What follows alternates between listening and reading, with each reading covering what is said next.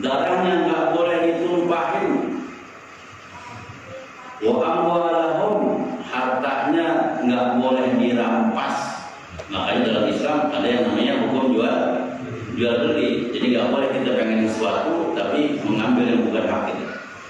Wa idza fa'alu dzalik asamu minni dima'ahum wa amwalahum. Kalau sudah melakukan yang tiga ini, maka jangan kau tumpahkan darahnya. Maksudnya hukum pancung nggak boleh. Wa amwalahum, jangan ambil hartanya illa bihaqqil Islam, kecuali kalau dia melalaikan ajaran agama Islam.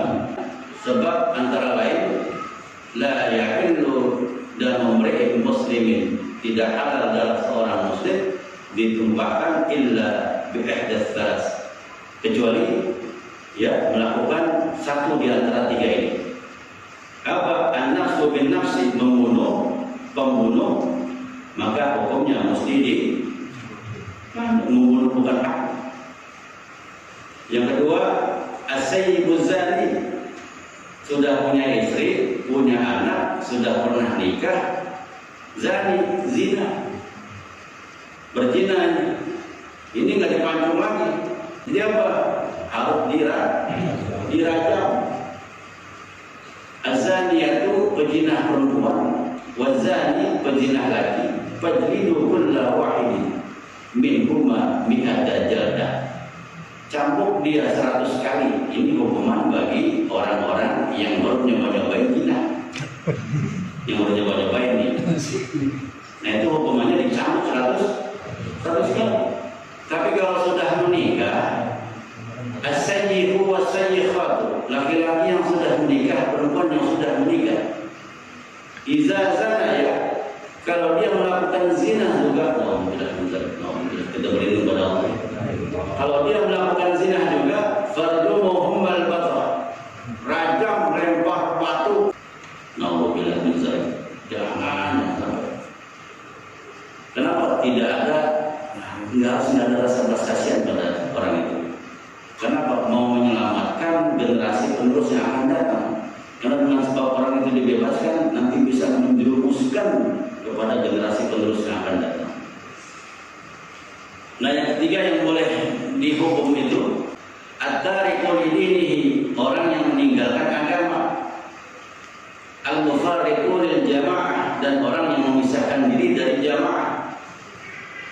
Orang memisahkan diri dari jamaah itu seperti kambing yang melepaskan diri dari gerombolannya, dia akan diterkam serigala. Maka pengkhianat di dalam agama maka layak untuk dihukum, karena at-tariqu lidinihi wal mufarriqu lil jamaah adalah perusak. Karena berapa banyak orang jadi ikut-ikutan rusak gara-gara orang murtad. Oleh sebab itu maka dalam Islam hukumnya sangat jelas gitu. Jadi nggak boleh kita menumpahkan darah kecuali dengan tadi salah satu di antara tiga tadi. Nah lalu kemudian hadis ini ditutup dengan wa hisabuhum 'ala Allah. Hisabu ma tuhfi qulubuhum 'ala Allah. Kita hanya menengok zahir saja. Seumpama kita lihat orang udah rajin sholatnya, ibadahnya rajin, kita lihat zahirnya aja. Adapun urusan batin itu bukan urusan kita. Itu urusan Allah Subhanahu wa ta'ala. Semoga kita lihat teman kita rajin, gua tahu dia nyari muka doang. Jangan, nggak boleh begitu. Gua tahu dia ngaji dan lagi puyeng di rumah, dengan dia ada di masjid. Jangan itu, harus sangat baik. Kayaknya lagi libur sama bininya, dia mau tidur di masjid, bukan ngaji. Jangan, itu nggak boleh. Jadi nggak boleh kita berusaha. Urusan hati orang masing-masing itu hanya Allah yang tahu. Maka begitu ada kawan kita ngaji lagi, alhamdulillah, doain ya Allah, kasih hidayah terus ya Allah, kasih hidayah terus ya Allah, semoga tambah rajin ngajinya. Nah begitu dia udah rajin, ya alhamdulillah, hisabuhum 'ala Allah. Adapun batinnya adalah urusan Allah Subhanahu wa ta'ala. Sumpama nih kita nengok orang mati, ini biasanya kerjaan amil nih. Begitu nengok orang mati, habis nengok orang meninggal, mandiin kan ada orang mati yang lewatin dari dulu. Itu orang rumah jangan diceritain, nggak boleh. Ini bilang maaf benar, karena kita mandiin tetangga, lemari sebelah, lidahnya dulu, itu nggak boleh dibuka-buka, nggak boleh ditutupin, nggak boleh diceritakan. Boleh jadi dia seperti itu karena lagi ditarik perutnya sakitnya dahsyatnya minta ampun. Karena dengan rasa sakit yang dahsyat ini Allah pengen ngampuni dosa orang itu.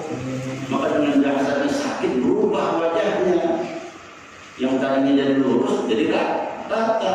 Maka begitu melihat kondisi keadaan jenazah, nggak boleh kita ceritain ke rumah, tutup. Maka kemarin saya bilang lagi malam minggu, begitu dari mata turun ke hati, dari kuping turun ke hati. Hati punya cabang, ada cabang husnuzon, ada cabang suudzon. Nah yang khawatir cabang suudzon yang jadi bergerak. Udah jangan urusan batin, itu urusan Allah Subhanahu wa ta'ala. Tutup-tutupin segala kelemahan gitu. Jadi uzkuru mahasina mautakum, kalau mau menyebutkan orang yang sudah wafat itu, ya maka sebut yang baik-baiknya saja. Jangan segala yang buruknya. Begitu melihat kondisinya, lihat kuburannya sama petir.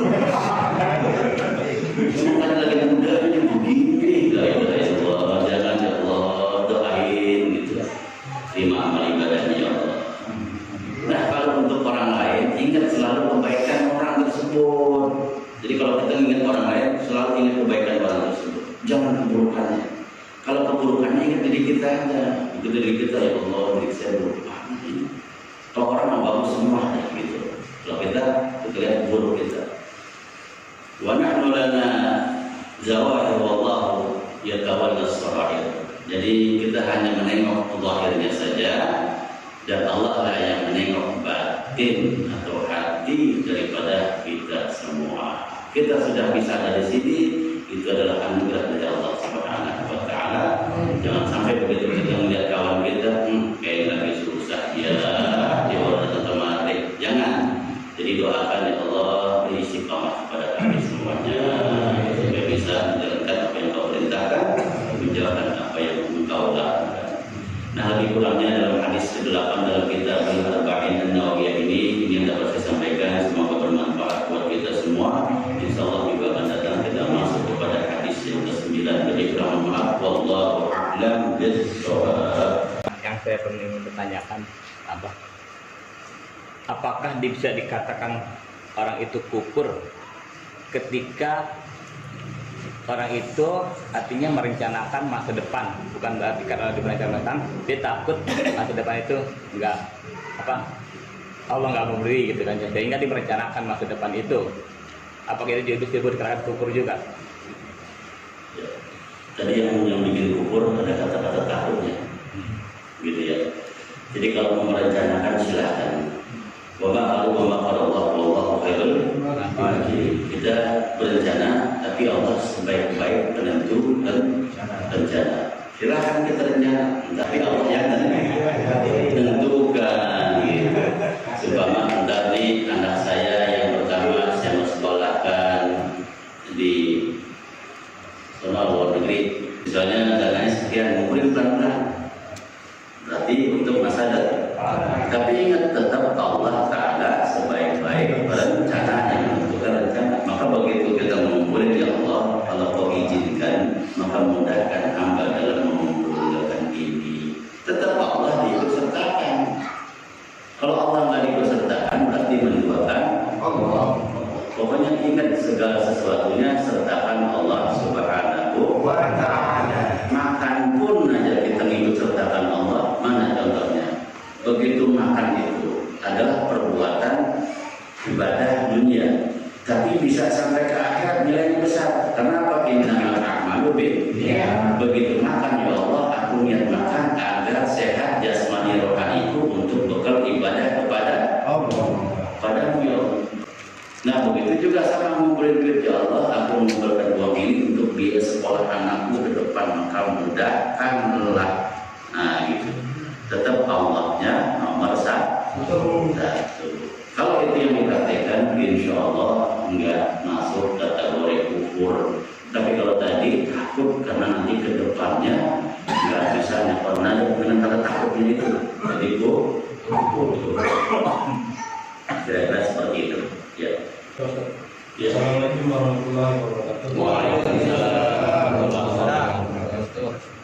Kalau saya membaca literatur orang-orang terdahulu sebelum Rasulullah, ada juga orang yang memerintahkan sholat, seperti Luqman memerintahkan sholat pada anaknya. Yang jadi pertanyaan adalah, sementara Luqman itu diperkirakan pada zaman Nabi Musa, bagusnya. Nah, yang jadi pertanyaan adalah, apakah sama sholatnya pada orang-orang terdahulu dengan zamannya umat Rasulullah? Itu yang pertama. Terus yang kedua, kalau seandainya saya pernah melihat waktu pemakaman seseorang, katakanlah kawan saya, kemudian menemukan keanehan-keanehan. Lagi apa ya? Lagi apa?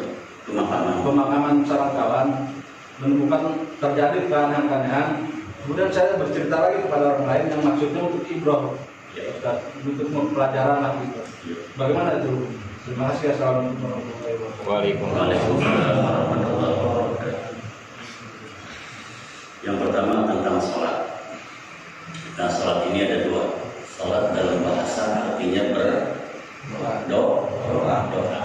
Dalam syarat, dalam ilmu artinya yang dimulai dari takbiratul ihram diakhiri dengan itu adanya pas syariat agama Islam datang dibawa oleh Nabi kita Muhammad SAW. Maka sholat itu disempurnakan dari awal takbiratul ihram diakhiri dengan nah sebelumnya doa modelnya itu model tata cara mereka, ada yang duduk, ada gitu, belum diatur seperti dalam syariat agama Islam. Tetap disebut dengan sholat, yaitu berdoa mohon kepada Allah, tapi belum serapi syariat Islam datang. Makanya ada sholatnya para malaikat, ada yang ruku aja ribuan tahun nggak bangun, ada yang sujud aja ribuan tahun gitu, nggak bangun. Nah, dari situ dirangkum semua menjadi diawali takbiratul ihram diakhiri dengan salat. Nah, dahulu bagaimana? Yaitu ada yang duduk berdoa, waktunya ditentukan. Nah, begitu rapinya, begitu datang syariat dirapiin semua. Yang pertama, gitu Pak. Jadi tetap namanya sholat, tata caranya beda. Tetap menghadap mintanya kepada Allah. Karena dari Nabi Adam sampai Nabi Isa ngajarin untuk menyembah Allah. Nah, yang kedua, apabila kita ke pemakaman, begitu melihat pemakaman ini, melihat apa jenazahnya, apa makamnya, ada keanehan di makamnya. Prosesi pemakaman aneh lah gitu. Seumpama kita nggak tahu di jenazah apa yang dilakukan, jangan ngarang. Seumpama gitu. Seumpama gini, saya lihat kuburan terbelah, kayaknya dia sering ngambil harta orang. Padahal kita nggak kenal dia, itu jangan. Istilahnya jangan ngarang sesuatu yang memang bukan dikerjakan. Misalnya apabila ada kuburan yang memang dikasih kabar, seperti di zaman Rasulullah, apabila ada jenazah dililitin dengan ular. Lantaran apa? Enggak pernah sholat, maka diingatkan jangan kamu tinggalkan sholat. Nanti kalau kamu tinggalkan sholat, jenazahmu dililit ular. Itu boleh, tapi jangan sebutin nama ular jenazahnya. Itu kuburan si kamu, nah jangan gituin. Kasih contoh kuburan si tulang, nggak usah sebut namanya. Ada kuburan itu dihantam petir karena masa mudanya dulu dia dagang minuman keras gitu, belum coba.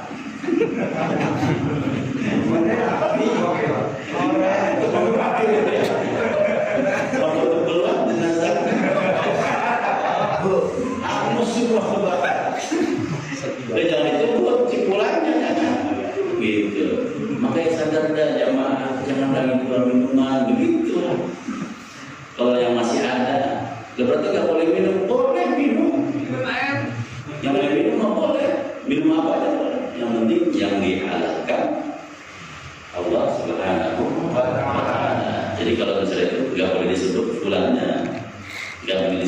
kuburan si anaknya. Peristiwanya dan kejadiannya jadikan iktibar pelajaran bagi yang hidup.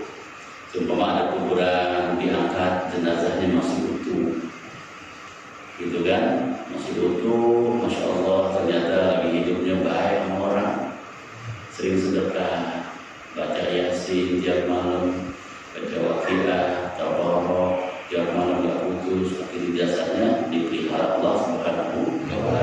Makanya siapa yang mau dijaga, ayo kita kerjain itu. Nah itu. Terus ada makam seumpama tadi serambangan atau gimana, lantaran si fulan begini-gini, si fulan jangan sebut, tapi amal perbuatannya tuh seumpama buat jadi pelajaran. Jangan ngambil hak orang ya, karena kalau meninggal nanti kuburannya sempit.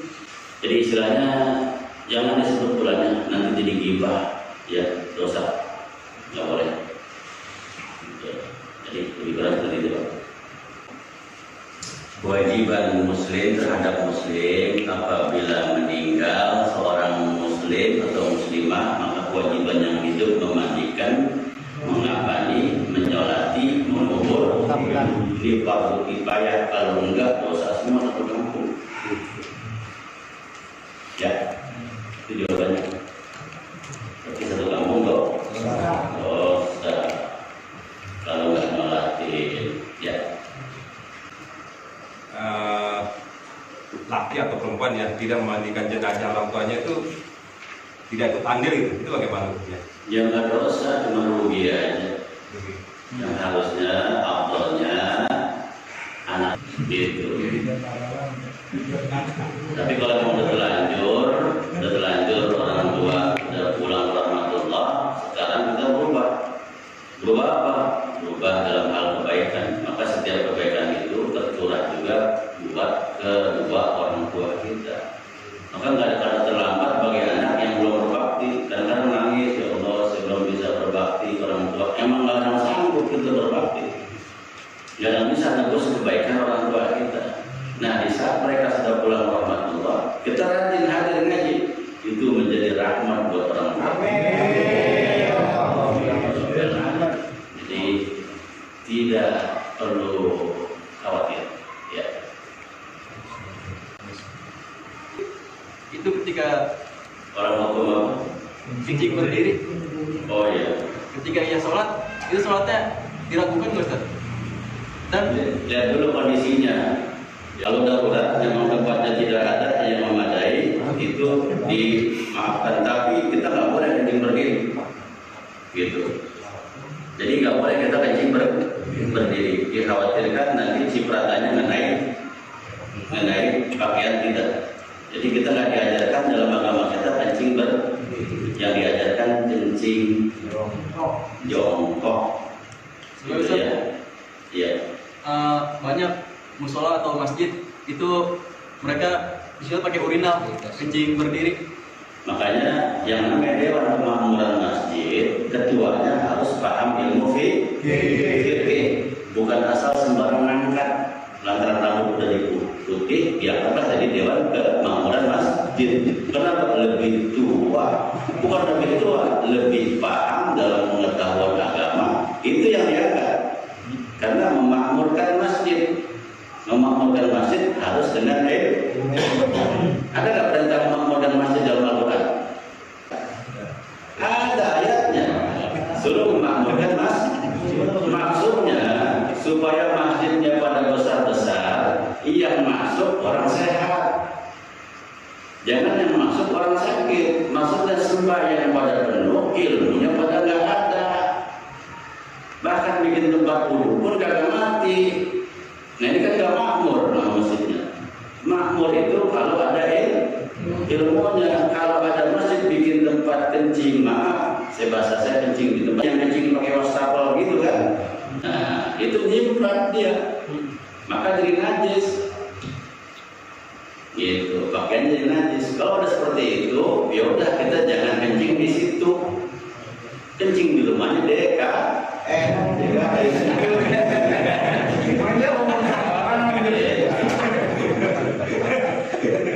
Ada kali. Itu pasti nyimpan, itu wastafel yang buat kencing itu pasti nyimpan. Itu. memang udah kebelet di tempat masjid itu yang memang kencing cuma itu doang, ya udah kencing aja. Karena kencing aja, begitu kencing selesai kita tahu jimat kan? Gampang. Di tas kita masih ada kain, betul kan? Pakai kain yang suci selesai. Karena memang darurat di situ udah ada di tempat kencing. Mau ke masjid yang satu jaraknya 10 km, keburu jebol. Kalau memang di situ doang ke masjid, ya udah kencing. Kegiatan nyimrat, kita tahu kan nyimrat, tapi kita bawa salinan. Maka hukum sholat kalau memang ada najis sah nggak salah? Enggak, gantilah pakaiannya, gitu. Ya, gitu. Darurat. Ya makanya pengurus yang ngurus masjid itu orang yang memang paham ilmu agama fikihnya, karena dia akan menata. DKM pun jangan sembarangan ngangkat orang jadi imam. Kalau nih imam nggak baca, nggak pantas, nggak pas tanggung jawab DKM. Karena kesahan sholat makmum itu karena imam ditunjuk sama DKM. Itu satu. Kedua, imam DKM jangan sembarangan menunjuk orang jadi khotib hari Jumat harus tahu dulu ilmunya ini. Mencomot kayak jadi khotib. Akhirnya rukun khotib dia nggak paham. Yang seadanya sholat Jumat jadi nggak sah. Itu gara-gara siapa? DKM. Enak kalau DKM.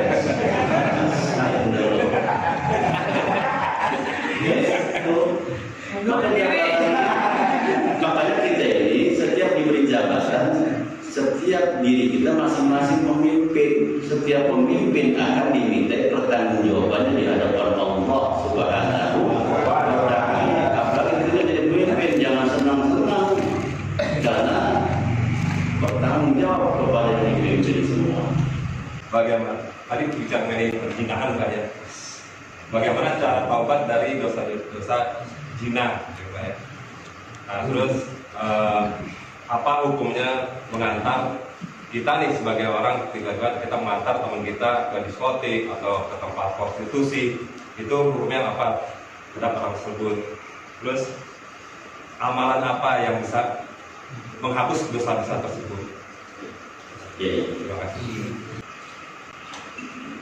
Orang yang sudah nikah zina tidak dihukumi rajam, dan orang yang masih bujang dan gadis tidak dihukum cambuk. Bebas kan dia? Tapi tetap yang namanya di akhirat masih kena hukuman tersebut. Karena siapa yang tidak memakai hukum Allah nanti tinggal dapat hukumannya nanti di sana. Tetap yang namanya dosa ada, gitu.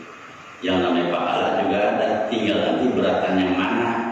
Apakah beratan pahala atau beratan dosa? Dan kita pun nggak jaminan masuk surga karena pahala, karena kasih sayang rahmatnya Allah Subhanahu wa Ta'ala. Kalau dihitung pahala mungkin nggak ada pahala kita, gitu ya. Karena dari tahun tidur sampai sekarang pun mungkin kalau dicatat banyakkan dosa kita daripada pahala kita.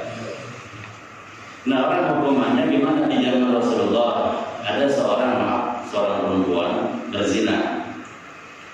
Dia sudah kawin terus berzina sampai hamil.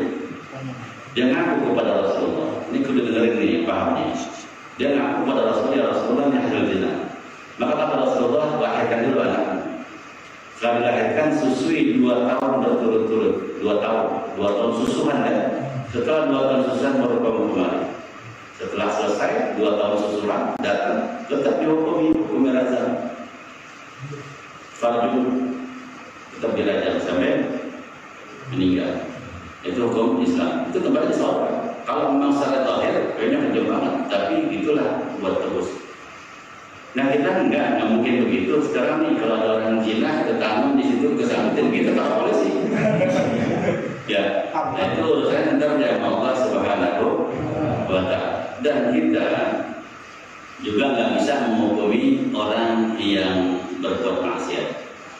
Karena kemarin kan sudah saya bilang, turidul laila fil nahar wa turidul nahara fil lail wa tukhrijul hayya minal mayyit wa tukhrijul mayyita minal hayy. Nah, maknanya kita semua sepakat dan yang namanya maksiat itu adalah perbuatan buruk. Sepakat kan semua? Yang namanya maksiat perbuatan jelek, yang namanya maksiat perbuatan dosa, sepakat semua. Tapi kita harus tahu di dalam maksiat itu ada pintu taubatnya Allah Subhanahu wa Ta'ala. Gak boleh dengan orang maksiat langsung kita caci maki. Yang ada kita doakan, ya Allah, saudara saya yang terjerumus ke maksiat, kasih hidayah ya Allah. Jangan ampuni dosanya, maksudnya kasih hidayah ya Allah. Kasih hidayah. Ini kita lihat orang berbuat dosa, ya Allah ampuni dosa. Ya Allah ampuni dosanya. Jangan, ya Allah berilah hidayah ya Allah saudara saya. Beri hidayah ya Allah. Enggak boleh kita caci maki, enggak boleh kita rendahin, enggak boleh kita hinain. Boleh jadi dia dapat hidayah yang bagus dari kita. Karena hidayah Allah yang punya. Nah, makanya masalah dosa tadi dihapus atau enggak itu urusan Allah Subhanahu wa Ta'ala. Tapi jangan khawatir, kan kita doa. Asal kita tobat kepada Allah. Tobat kita kepada Allah. Kan ada dosa ya Rabbi bil Mustafa bil maqasidana wa fir lana ma madaya wa sirra karami ya akramal khalqi ma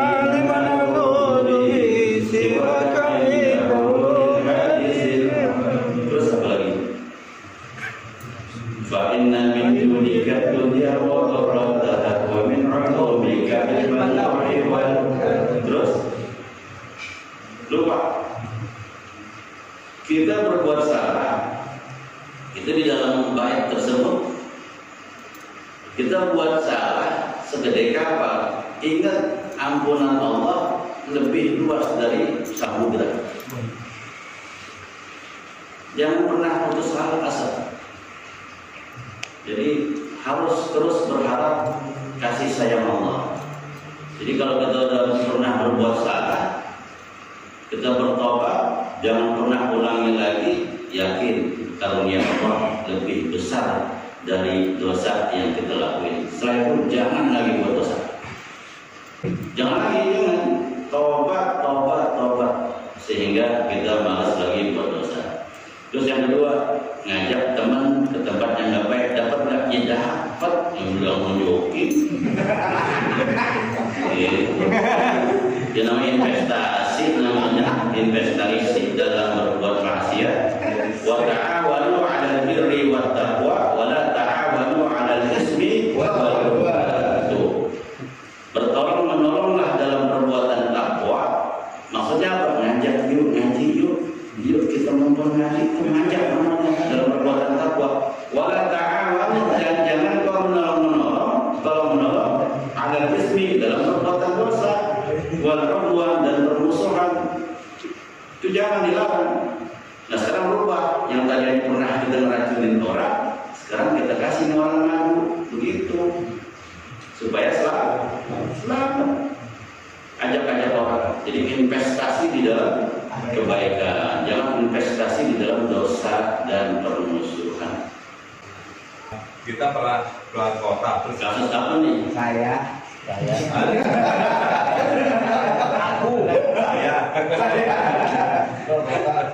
Gak, dalam masa tugas keluar kota nih, berpartner dengan teman. Nah, tiba-tiba dalam masa dini hari itu teman kita keluar, kemudian bawa seorang wanita ke kamar untuk melakukan perbuatan tidak baik. Nah itu apa kita termasuk ikut dosa? Malah kita nggak tahu, itu bagaimana? tahu itu Pak.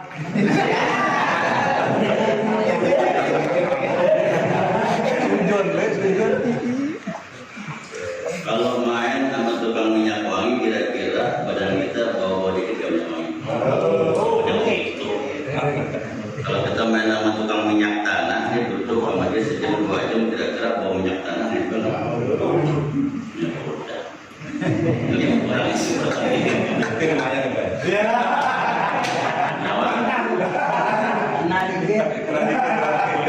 Kita lihat aja logikanya gitu. Kalau kita duduk di tukang minyak wangi sejam 2 jam, seenggak-enggaknya bawa hawa minyak wangi, kita pulang ke awak ke sini, nempel di baju. Dengan maksud sebab-sebabnya, mari kita tutup dengan doa kafaratul majlis. Subhanallah.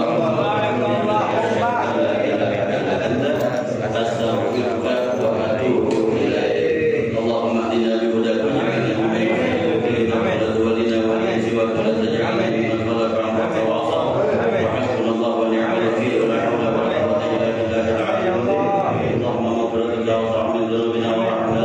لنا من أعمالنا اللهم مغفرتك أوسع من ذنوبنا ورحمتك أتينا من أعمالنا اللهم مغفرتك أوسع من ذنوبنا ورحمتك عندنا من أعمالنا يا أول الأولين يا آخر الآخرين يا ذا القوة المتين يا رحم المساكين يا أول الآخرين يا أول الأولين يا آخر الآخرين يا ذا القوة المتين يا رحم المساكين يا أرحم الراحمين يا أول الأولين يا آخر الآخرين يا ذا القوة المتين يا رحم المساكين يا أرحم الراحمين ربنا تقبل منا إنك أنت السميع العليم وتب علينا إنك أنت التواب الرحيم ربنا آتنا في الدنيا حسنة وفي الآخرة حسنة وقنا عذاب النار جنة مع الأبرار وصلى الله على سيدنا محمد وآله وصحبه وسلم والحمد لله رب العالمين. Sekian dari kurang maaf.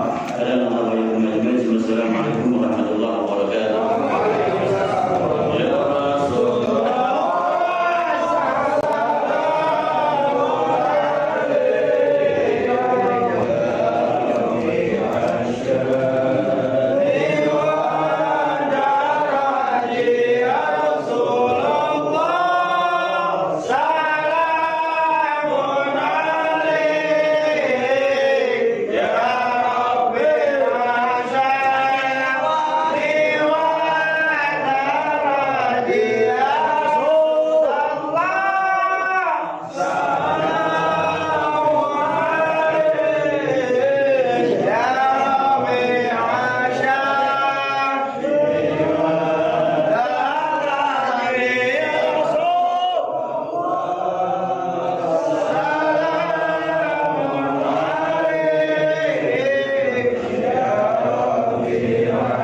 Yeah.